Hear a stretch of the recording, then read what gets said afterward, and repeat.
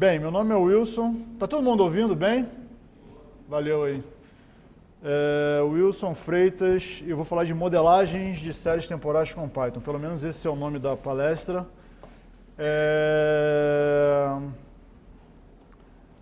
Bem, eu só vou me apresentar aqui. Eu sou físico, trabalho no mercado financeiro como quant, e no tempo, nas horas vagas aí, eu tenho hobby de corredor e padeiro. Eu faço pão artesanal. E no último Natal vendi bastante panetone. Assim. Esse negócio de vender panetone dá uma grana. E o que a gente vai falar aqui? Séries temporais. Vou definir o que são séries temporais, né? Fundamentalmente séries temporais financeiras, que é o que eu mexo mais. Vou falar de processos estocásticos. Tá um nome bonito aí, né? Processos estocásticos lineares estacionários. Eu vou falar disso, mas não vou explicar em tantos detalhes esse nome bonito. E vou falar de modelos de volatilidade. O que eu não vou falar? Eu não vou falar sobre estratégia de investimento. Não vou falar de otimização de estratégia de investimento. O foco da palestra aqui é muito em... Eu vou pegar uma série temporal e eu vou tentar descrever essa série temporal usando as ferramentas de dados que a gente tem, e fundamentalmente modelos estatísticos. Agora, uma vez que você consegue entender e fazer isso, aí você pode aplicar para otimização de investimento, você pode aplicar para análise de riscos, para uma série de coisas. E aí, se alguém quiser depois conversar sobre essas coisas, aí eu tô aberto, mas o foco aqui é, como o título da palestra diz, modelar séries temporais usando ferramentas que a gente tem disponível em Python. Então eu vou começar definindo o que eu quero considerar séries temporais. E eu considero, e aí é uma definição minha, qualquer conjunto de dados ordenados no tempo. Por que eu falo que é uma definição minha? Porque na prática você tem um dado e você tem um atributo que é o tempo. E aí eu vou trabalhar com esse dado descrevendo ele através desse atributo que é o tempo. Agora isso pode ser qualquer coisa. Eu posso ter, se eu vou trabalhar, por exemplo, com estatística espacial. Então eu tenho um dado que é uma grandeza e eu tenho um outro atributo relacionado a ele que é a posição. E aí você pode aplicar, de certa forma, técnicas semelhantes que a gente vai usar aqui para essas entidades, para essas variáveis. Isso é menos comum, a gente utiliza o tempo porque, por um motivo simples, o tempo ele é linear, ele sempre corre no sentido. Eventualmente a gente pode congelar ele e fazer ele andar para trás, dependendo da análise que a gente queira fazer, mas fundamentalmente o tempo ele só segue num sentido, para frente. Isso eu aprendi bem na física. Então, quando eu falo em séries temporais financeiras, o que eu estou pensando? Cara, fundamentalmente ações da bolsa, ou grandezas que são negociadas, valores das empresas são negociados na Bolsa de Valores. Eu posso ter os índices da Bolsa de Valores, posso ter ações da Bolsa de Valores, posso ter contratos futuros da Bolsa de Valores, que são contratos de juros, contratos de derivativos agrícolas, contratos de... Sei lá, a nossa bolsa, por exemplo, tem um contrato mais famoso do mundo, que é o de boi gordo. Enfim, tudo que é negociado dia a dia, então eu consigo, de alguma maneira, vincular isso ao tempo. Então, para mim, isso é uma série temporal. Agora, a gente tem, como eu estou colocando aqui, informação de tráfego. Também ela é medida em instantes de tempo. Então, eu tenho uma série temporal de informações de tráfego. Temperatura. Também, dados de temperatura também eu tenho ela medidas, temperatura por hora, por dia, enfim, por ano, por mês. Então, a gente consegue... De forma geral, tudo que eu tenho, todo dado que eu coleto e consigo registrar o instante que eu estou coletando, ela pode ser uma série temporal. E aí tem uma série de discussões, séries temporais regulares e irregulares, porque, como eu falei, o tempo anda só num sentido e um segundo é um segundo em qualquer instante que você meça o segundo. E então, se eu pego um dado, por exemplo, dados de tráfego, eu estou medindo esses vários dados em vários instantes de tempo, só que o instante, a frequência de amostragem, ela não é regular. Então faço uma medida, aí passa 1 microsegundo, faço outra, passam 5 microsegundos, faço outra. Então essa não é uma série de tempo regular, como a gente pode classificar. Onde uma série de tempo regular seria quando a minha amostra está espaçada em intervalos regulares, sempre em intervalos de 1 segundo, 10 segundos, 5 minutos. E aí você tem técnicas diferentes para trabalhar com esses dados. E fundamentalmente o que a gente tenta fazer é tornar regular uma série que a gente observa ou captura de forma não regular. E como é que a gente pode modelar séries temporais? Cara, tem diversas formas. Regressão é uma forma. Posso fazer uma regressão linear, onde uma variável é o tempo. Enfim, dependendo do problema que você quer trabalhar, isso pode dar um resultado interessante. Na maioria dos casos, não dá um resultado muito interessante. Tem os modelos chamados ARIMA, uma família de modelos gigantes, que são... ARIMA significa modelos autorregressivos integrados de média móvel. Que aí autorregressivo quer dizer que eu quero explicar o presente olhando para trás, então eu estou fazendo uma regressão da variável nela mesma, né?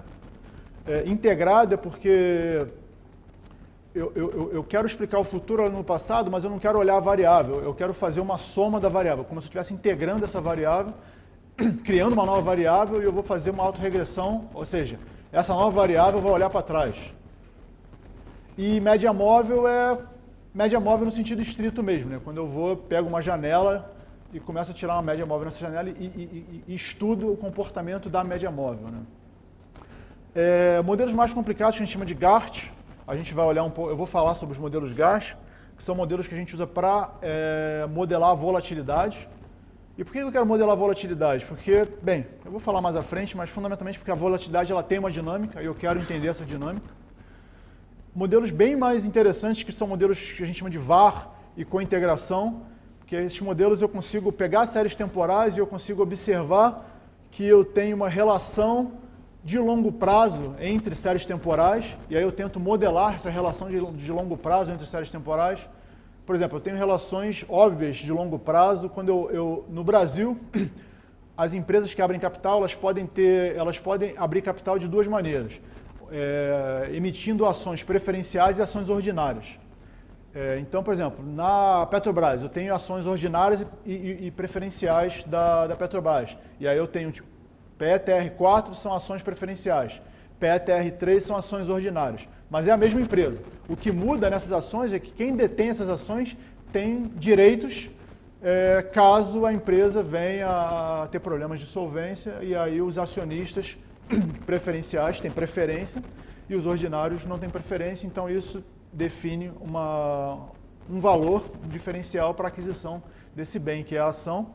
Isso a Bolsa de Valores vem com algumas ações para acabar com isso, mas para evitar isso hoje, né, no novo mercado, as ações seriam apenas ordinárias, mas ainda tem muitas empresas que têm ações preferenciais ordinárias, e se é a mesma empresa, então se eu olho a série de ações ordinárias, a série de ações preferenciais, elas têm que ter um comportamento de longo prazo, eu tenho que ter uma dinâmica de longo prazo, porque essas coisas têm que andar juntas. Por quê? Porque eu estou falando da mesma empresa. Eu ficaria muito surpreso se eu faço uma análise de cointegração numa série dessas e essa relação de longo prazo não é observada. São modelos bem interessantes. Redes neurais, cara, aí qualquer rede neural a gente consegue aplicar para fazer modelagem de séries temporais, é um tema bem rico aí. Lógica fuzzy, KNN, máquinas de vetores, enfim, cara. Na prática, tudo que você consiga trabalhar com dados contínuos e queira buscar algum tipo de relação, você consegue utilizar para modelar séries temporais. E o que a gente vai fazer aqui? Eu vou tentar modelar uma série de preços, eu escolhi a série do preço de dólar em reais, que eu estou chamando de P de T. E esse modelo eu vou tentar descobrir ou reproduzir propriedades estatísticas das séries. Então já estou dizendo que é uma modelagem estatística. Então aqui eu utilizei o Quandill para baixar as séries da Petrobras, eu baixei aqui do feed do Banco Central. Para quem não sabe, o Banco Central ele tem um serviço de séries temporais, cara, que tem, cara, dado pra caramba, assim, do país inteiro. É difícil até falar, mas tem muita coisa. E uma das coisas é a série de dólar. Eu peguei desde 2014, que eu entendo que é tempo suficiente para o que a gente vai fazer aqui. Então a série de dólar tem essa cara aqui. Eu tirei o índice também, deu um drop no índice aqui, porque depois eu começo a fazer transformação com essas variáveis e aí o índice, que é em data, acaba me atrapalhando mais do que ajudando. Para quem não conhece, o QuantL é uma fonte de dados, é um site, é uma empresa canadense, e eles têm uma API pública para onde eles criaram um serviço para prover dados de outras fontes de dados. Então eles oferecem dados do Banco Central do Brasil.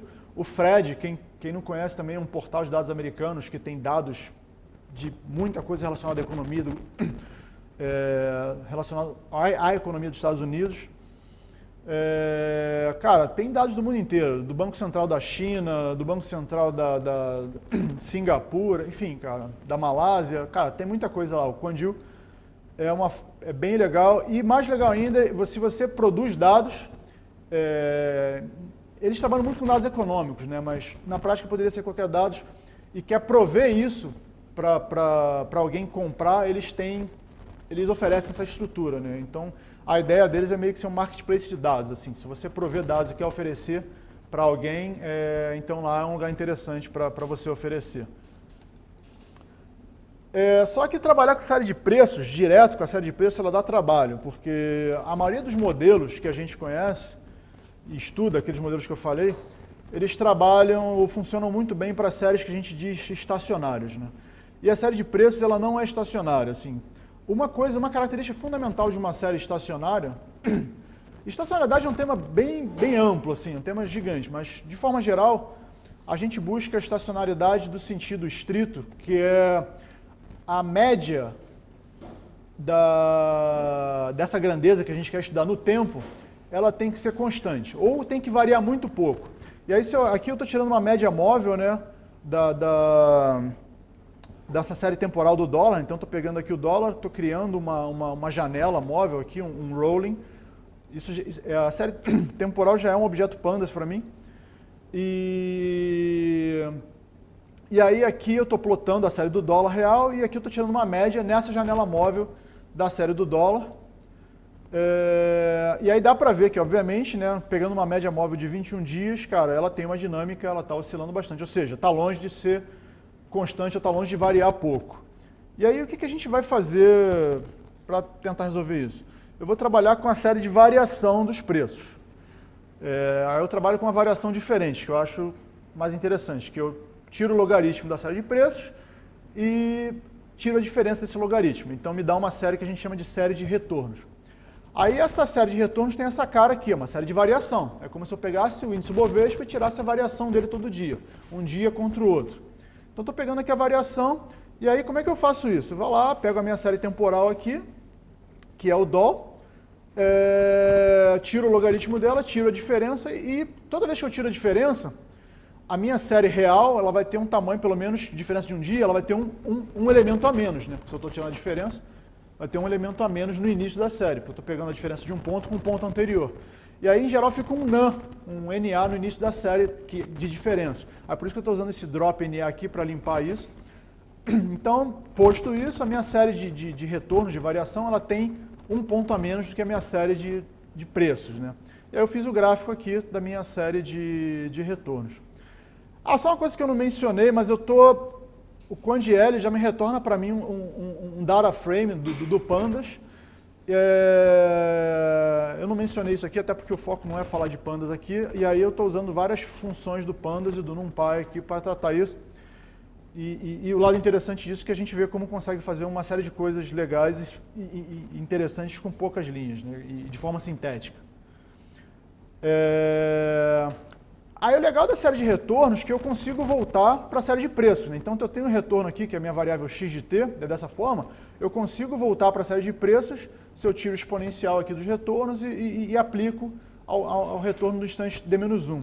Então, olhando aqui no Pandas, o que eu faço? Ou no NumPy, eu pego aqui o meu primeiro ponto da minha série de preços, eu pego a exponencial aqui da minha série de retornos, né, e faço um produto acumulado disso na série temporal, e eu reconstruo aqui a minha série de preços da mesma maneira, idêntica à série que eu tinha. Né.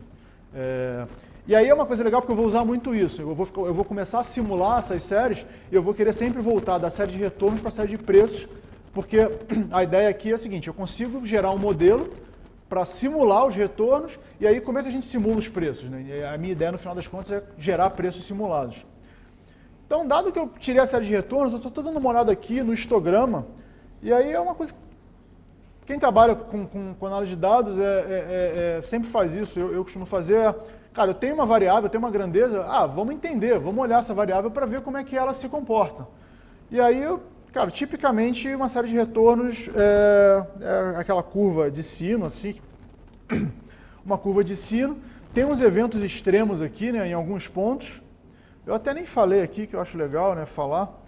Se olhar a série de retornos aqui, a gente vê que tipicamente ela enfim, tem um comportamento, está oscilando em torno de zero, tipicamente.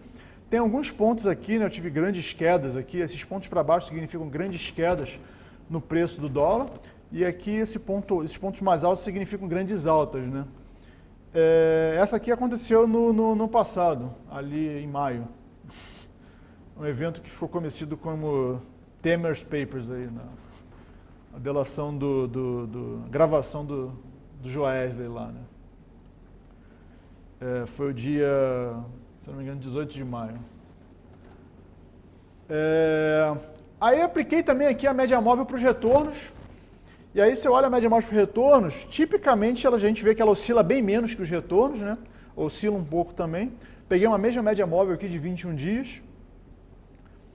E, bem, para o que eu quero considerar, para o que eu quero analisar, eu já posso considerar, bem, oscila muito pouco, tipicamente constante. É o que eu quero olhar essa série de retornos aqui. E nessa média móvel eu falar, bem, então vou assumir que a minha série de retornos, ou essa minha série de variação x de t é estacionária, porque eu quero fazer vai me ser útil. E aí eu estou também pegando a mesma janela móvel que eu utilizei ali, e estou pegando o desvio padrão, usando aqui a função std, que me retorna o standard deviation, o desvio padrão da série, aí pega o desvio padrão da série de retornos. Aí eu vejo que o desvio padrão ele oscila aqui um pouco, está um pouco acima, o desvio padrão tem que ser positivo, né? Ele tem uma dinâmica, você vê que em alguns momentos ele sobe mais do que outros, mas tipicamente ele tem um nível de regime, mas em alguns pontos aqui ele acaba subindo mais do que outros. Então, assim, o que eu observei olhando a minha variável x de t, que é essa minha variação, né? Que a minha média, a média de x de t, que é a minha variável, esses retornos, ela oscila muito pouco, e que o desvio padrão ele tem uma dinâmica. E é isso que eu vou querer explorar agora, é isso que eu vou querer tentar modelar. Então, eu já consegui chegar nas variáveis onde eu posso aplicar os modelos. Então, agora eu vou tentar encontrar modelos que sejam bons para descrever essas variáveis. E eu vou começar com esse modelo aqui, esse modelo que a gente chama de modelo autorregressivo, né? Eu vou dizer que a minha variável x de t, ele é uma constante, e ele depende do passo anterior dele. Então, tem uma constante multiplicada, é tipicamente uma regressão, só que é uma regressão usando o passo anterior. Aí a gente costuma dizer que esse modelo, todo modelo que tem essa cara, que olha o passado, né, olha no retrovisor, tipicamente é um modelo autorregressivo, um processo autorregressivo, né? É uma regressão de x de t sobre o passado de x de t. E aí, para isso, eu vou usar essa biblioteca chamada Stats Models.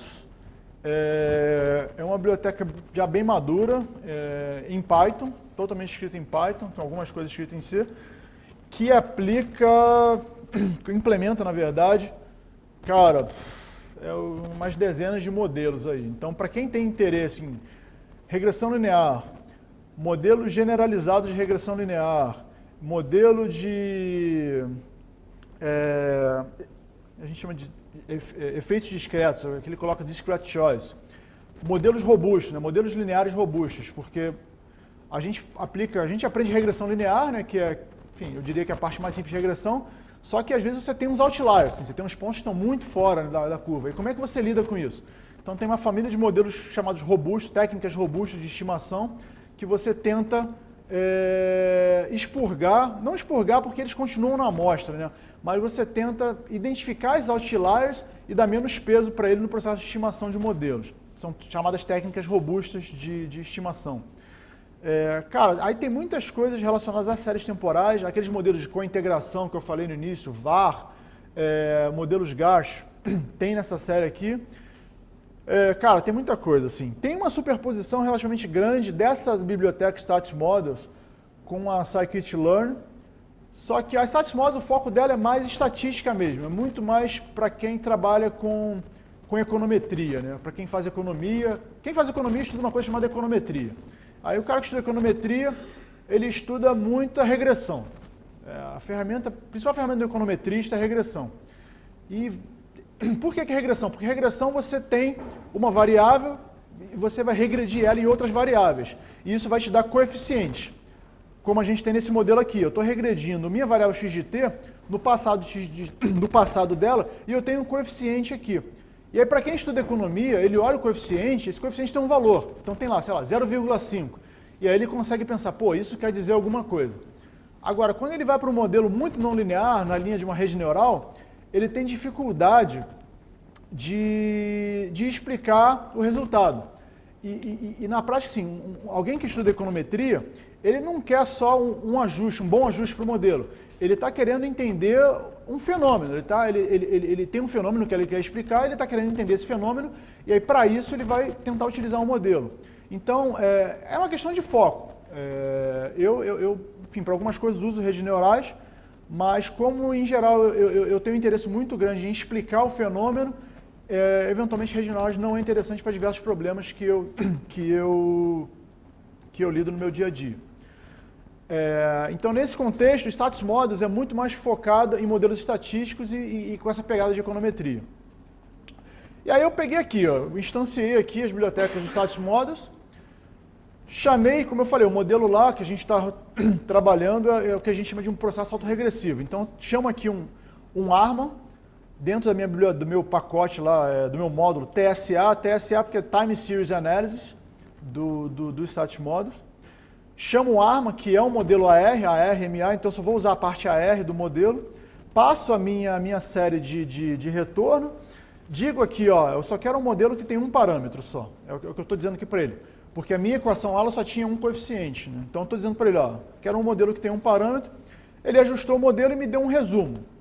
Essa aqui é um outro quadro que é muito comum você encontrar, que a gente chama de quadro de resumo, em várias ferramentas estatísticas. Você vai rodar, sei lá, no R, você tem um método chamado Summary que vai te dar características parecidas. Você vai no eViews, que é uma outra ferramenta de econometria lá que muita gente usa, tem uma tabelinha parecida. O que ela está me dizendo? Está me dizendo o modelo que eu usei, que é um ARMA 1.0, que é basicamente um modelo autorregressivo. Está dizendo o método que ele utilizou para estimar o modelo. Aqui usou um estimador de máxima verossimilhança. Técnica de estimação de modelo a gente tem vários. No Stats Models a gente aplica muito máxima verossimilhança, mas tem métodos momentos, eu posso aplicar OLS, que é o Ordinary Least Squares, que é o mínimos quadrados ordinários, eu tenho mínimos quadrados generalizado, tem mínimos quadrados ponderados, enfim, cara, técnica de estimação. Estimação o que é? Talvez eventualmente para alguém que não esteja familiarizado. Estimação é, uma vez que eu defino o modelo, como é que eu vou encontrar esses parâmetros? Então, a técnica que eu utilizo para encontrar o valor do φ e o valor do mi aqui, é o que a gente chama de técnica de estimação. E aqui ele usou, o método que ele usou foi esse CSS-MLE, que é a máxima, o estimador, MLE é Maximum Likelihood Estimator, então ele usou um estimador de máxima verossimilhança. CSS eu não lembro o que é. E aí o que ele trouxe para mim? Trouxe a constante, que é o mi, que eu defini, que vale 0,0003, e disse que o meu φ vale 0,0071.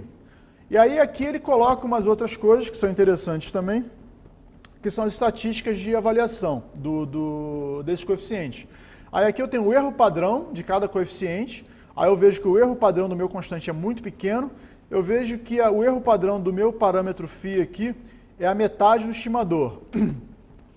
Essa é uma coisa importante para a gente aprender a analisar.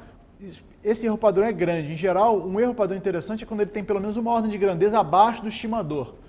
Se o erro padrão está na mesma ordem de grandeza do estimador, então quer dizer que eu tenho uma incerteza relativamente grande para esse estimador aqui. Para o φ, então eu tenho uma incerteza grande para esse cara. Pode não ser um estimador bom para o que eu quero. E aí aqui são esse Z aqui, P de Z, são outras estatísticas que a gente usa para ver a significância dos parâmetros. E aí o que ele está me dizendo aqui que a significância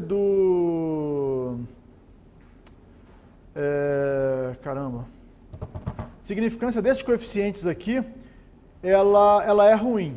Esses coeficientes aqui eles são pouco significativos, ou seja, eles são basicamente zero. Eles são ruins. E isso já me diz alguma coisa, me diz que esse modelo aqui, eu estou sendo muito simplista aqui, porque eu teria que explicar, isso aqui é um teste de hipótese, enfim, é ruim, e a gente vai ver isso com os gráficos que eu vou mostrar agora. Porque eu quero coeficientes significativos para o modelo, eu quero que os coeficientes expliquem o que eu estou querendo estimar. Então, se eu olho agora, dado que eu obtive os parâmetros para o modelo, que é esse modelo aqui, o μ com φ, então eu obtive esses dois parâmetros aqui. O μ, que é esse primeiro parâmetro, e o φ, que estão na primeira variável aqui, model parâmetros, que vem na estimação do meu modelo. Eu posso utilizar esses caras para simular agora a minha grandeza. Aí, se eu vou simular o retorno, eu tenho aqui essa função ArmaProcess, que aí eu passo aqui os parâmetros do modelo. Tem que passar dessa forma aqui que é estranha, mas enfim, foi como os caras que desenvolveram essa biblioteca definiram. Passo aqui esses model parâmetros. Quem tiver interesse, enfim, acho que vale a pena ler a documentação. E aí, com isso, eu consigo criar o que eu estou chamando aqui de um processo AR, que eu estou simulando. Pego esse processo AR e mando ele gerar uma amostra. Passo o tamanho da amostra aqui, e aí aqui eu só tenho que repadronizar a amostra, né, porque eu estou gerando isso com uma variável aleatória que não tem o desvio padrão que eu quero, que é um formato padronizado, assim, tem um desvio padrão 1, eu estou trazendo o desvio padrão dessa amostra para o desvio padrão dos meus resíduos. E aí eu boto os dois gráficos. Aí quando eu olho aqui os gráficos já do processo que eu utilizei com o processo que eu estou simulando, cara, tipicamente, sim, esse processo aqui ele tem uns spikes aqui, ó. Esse processo aqui ele é muito arrumadinho, tá muito bonitinho. Aí é uma forma de, enfim, parece meio vago, mas depois de simular isso várias vezes, você olha e você começa a ver a matriz aqui, você fala, putz, eu tô vendo. Se eu pego agora esses retornos que eu simulei, essas variáveis x de t que eu simulei, volto para o dólar, né, volto para a minha variável de interesse, ou seja, simulei x, vou voltar para o p agora, né. Eu tenho uma série de preços, essa série de dólar simulado, se eu olho só essa série, ela nem me parece tão estranha assim, né. Cara, acho que dá para enganar como série, né, cara, acho que dá para enganar. Aí uma coisa que eu gosto de fazer é olhar os resíduos. Para quem não, só vou voltar aqui, para quem não conhece, resíduo é esse cara aqui, ó. Se eu estou dizendo que esse modelo aqui explica a minha variável, o que sobra, o resíduo é o que eu não consegui explicar. Resíduo é o que foi para debaixo do tapete. E aí quando eu olho os resíduos aqui, eu comparo a minha variável original com o meu resíduo. Eu vejo que a minha variável original está mais parecida com o meu resíduo do que a minha simulação, ou seja, o meu modelo não explicou quase nada, assim, o resíduo, quase toda a informação que eu tinha foi para o resíduo, foi para o lixo, foi para debaixo do tapete, né? Aí eu falo, cara, esse modelo não é bom.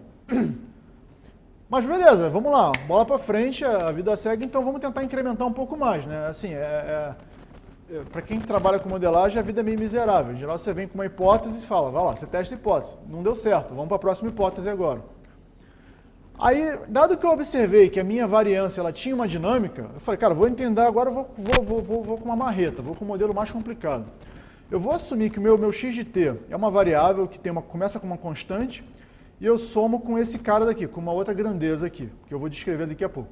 E essa grandeza é uma variável aleatória que é normal, uma variável aleatória é um rand_n lá do NumPy, lá, um random do NumPy. Só que eu vou multiplicar esse random com esse cara daqui. Esse cara daqui ele tem uma coisa interessante, que ele é autorregressivo. Ou seja, eu estou dizendo que a minha variância ela é explicada pelo meu passado. É um pouco mais difícil de abstrair. E esse modelo aqui a gente chama de GART. Ele tem uma... Cara, a sigla dele é um palavrão, assim, que significa Generalized Autoregraphed Conditional Heteroscedastic, que é um modelo generalizado de... autorregressivo de heteroscedasticidade condicional. Heteroscedasticidade quer dizer variância. Então ele tem uma variância que depende do passado. Condicional porque a variância ela depende do passado. É isso que a gente está fazendo aqui. O cara que desenvolveu esse modelo é da década de 70, então você vê que é bem novo. Ele ganhou o Prêmio Nobel de Economia recentemente, depois de 2000, não lembro agora exatamente que ano foi, mas o barato desse modelo ele é autorregressivo na variância. Aí isso, cara, abre espaço para uma série de coisas assim que para mim são bem interessantes. Assim. E aí, para modelar isso, para ajustar esse modelo, eu vou usar esse pacote chamado ART, que é um outro pacote que a gente também tem para séries temporais. E o foco dele são esses modelos, Autoregraphed Conditional Heteroscedastic, ou seja, modelos autorregressivos de heteroscedasticidade condicional. E aí tem várias coisas além disso. Eles têm processo de bootstrapping. Bootstrapping é um processo de estimação também muito legal, que às vezes você não consegue estimar, você não tem uma fórmula para estimar. Cara, o modelo é complicado. E aí o que o Bootstrapping propõe? Você começa a simular várias, você define algumas variáveis aleatórias para o teu problema, fica simulando que nem um louco, tirando médias de médias, e aí nessas médias o teu estimador vai convergindo para um ponto que em geral é o ponto que você quer observar. O problema disso é o custo. Hoje a gente tem pouco custo, enfim, custo computacional ficou relativamente barato, então esses modelos aqui ganharam uma certa dimensão aí, começaram a ganhar uma certa audiência. Enfim, tem outros modelos aqui de comparações múltiplas e raízes unitárias que são coisas bem interessantes também, mas eu não vou falar. O que a gente vai focar aqui são esses modelos univariados de volatilidade.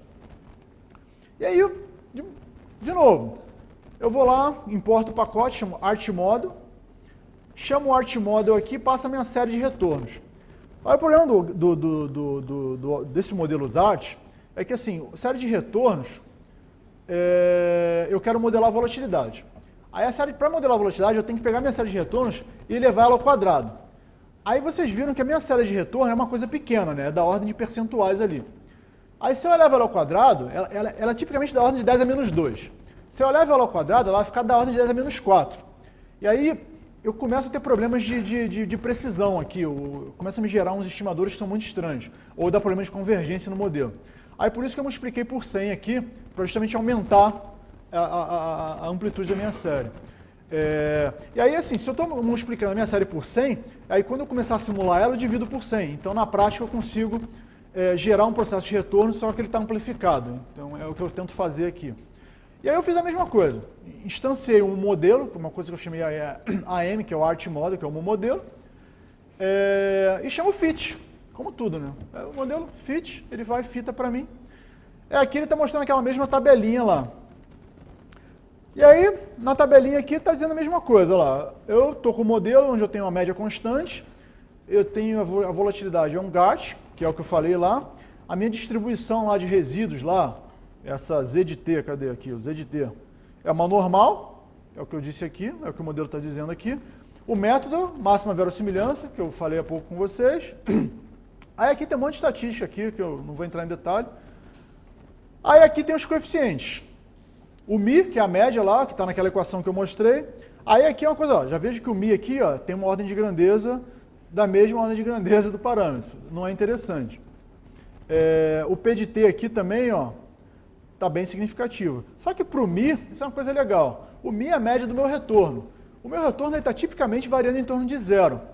O que ele está me dizendo é o seguinte, cara, com esse teste aqui, cara, eu não vejo diferença entre esse coeficiente que você, diferença estatística, por favor, entre esse coeficiente que você estimou e 0. Bem, para um coeficiente que é uma constante, não é um problema. Agora, quando eu venho para esses coeficientes aqui, aí isso pode ser um problema, né?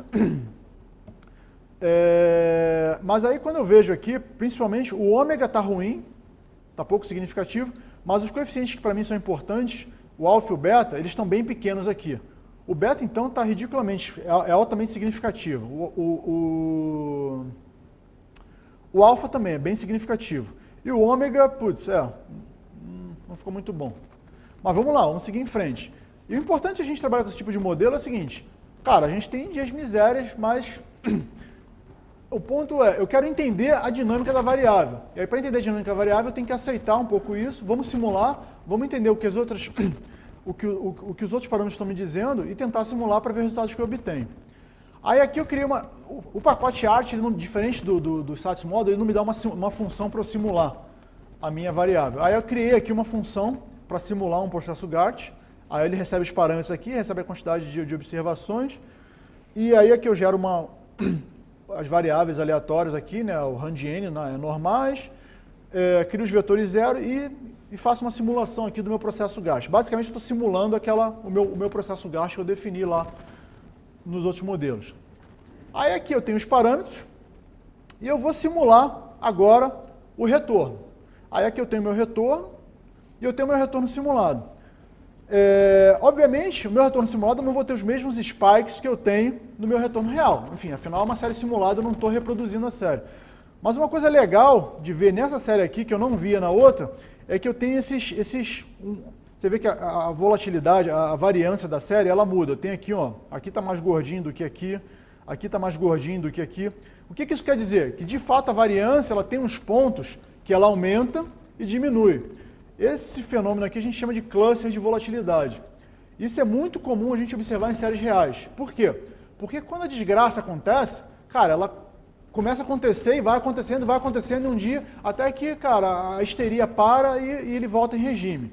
Por isso que esse modelo é bom para a gente descrever esse tipo de variável, principalmente de mercado financeiro. Por quê? Porque ele traz um pouco desse comportamento de agrupamento da desgraça, né? Vamos chamar assim, que é o cluster de volatilidade. Por ele ser autorregressivo na volatilidade, ou seja, se eu tive um efeito que aumentou muito a volatilidade num dia, esse efeito vai persistir por alguns dias a mais, até voltar em regime, E aí, se eu volto para a minha série de retornos simulados, para a minha série de preços simulados, eu já tenho uma série de preços aqui que, cara, pelo menos em dinâmica, né, ela teve a ver. Isso aqui, cara, na prática, isso aqui não quer dizer nada. É muito mais para você olhar a tua série e falar, cara, eu não tô descrevendo um absurdo completo, sabe? É muito mais um sanity check do que um efeito prático na modelagem. E aí, quando eu vou olhar o resíduo do modelo, cara, o resíduo do modelo você vê que ainda tem uns efeitos aqui grandes, né, da série real, mas ele não está tão parecido quanto estava a outra série, né, de resíduos. Então, cara, parte da informação eu consegui expurgar, parte da informação foram para os meus coeficientes.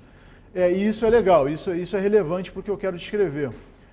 E aí o que eu uso agora? Né? Agora a gente vai fazer uma coisa que é legal, vou tentar simular o futuro. Né? Dado que eu simulei a série real, então eu pego a série do dólar aqui, peguei um ano da série do dólar, e aqui é o ponto final, onde acabou a minha série do dólar. E aí eu gerei, cara, 100 cenários para a minha série do dólar. Então eu gerei aqui um cone de dólar, vamos chamar assim. E aí aqui na linha vermelha eu estou tirando a média de todos esses pontos, seria o valor esperado de todos esses cenários. Então na prática é isso que a gente faz aqui, quando eu faço a avaliação de risco. Né? Ou seja, eu estou hoje aqui, como é que vai estar o dólar daqui a 21 dias, que foi o cenário que eu coloquei? Quão longe ele pode estar? Então tipicamente, pela minha simulação, ele pode chegar, se hoje ele está aqui em 13,30, cara, em um mês ele chega a 3,50 no máximo, e no mínimo aqui chega a 3,10. E na média, ou seja, a maioria dos cenários está me dando aqui continuar um pouco acima de 3,30. Então, estou prevendo aqui uma alta para o dólar um mês após o último ponto aqui da minha série. E aí, sim, você pode começar a utilizar isso para tomar decisões, porque você pode, primeiro, aumentar de forma absurda a quantidade de cenários. Se eu tenho 100, cara, eu posso trabalhar com 10 mil cenários. Então, eu vou ter uma nuvem aqui muito mais densa.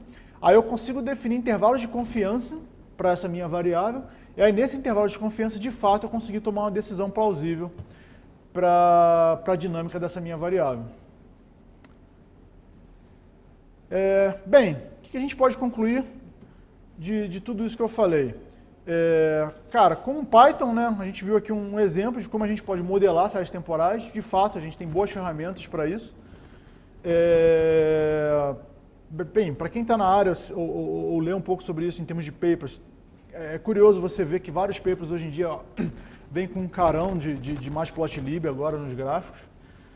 Inclusive, bem, não é de séries econômicas, mas quando teve a descoberta, acho que foi do bóson de Higgs, acho que num dos papers de divulgação do trabalho, tinha gráficos, né, que eram bem a cara de Matplotlib, assim. Então, são ferramentas que estão ganhando, estão ficando maduras, enfim, estão ganhando sua audiência. A modelagem de séries temporais, ela é fundamental se você quer compreender a dinâmica das séries, ou seja, eu quero entender por que as séries se comportam da maneira que elas se comportam. É muito diferente você usar um modelo mais avançado, na linha do que a gente vem utilizando hoje como Machine Learning, onde você não está tão preocupado em entender a dinâmica, você simplesmente quer fazer previsão, ou tentar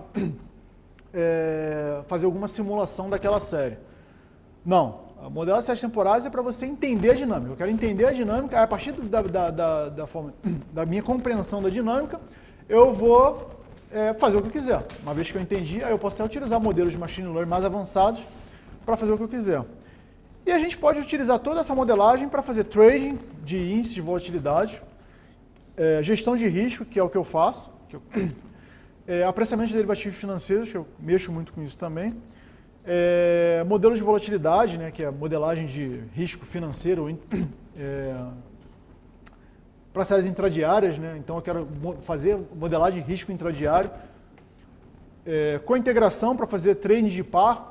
Como eu falei, se eu tenho duas séries que eu consigo determinar que eu tenho uma relação de longo prazo entre elas, então eu posso utilizar isso para tentar investir, para tentar me beneficiar dessa relação. E, cara, e em outras coisas.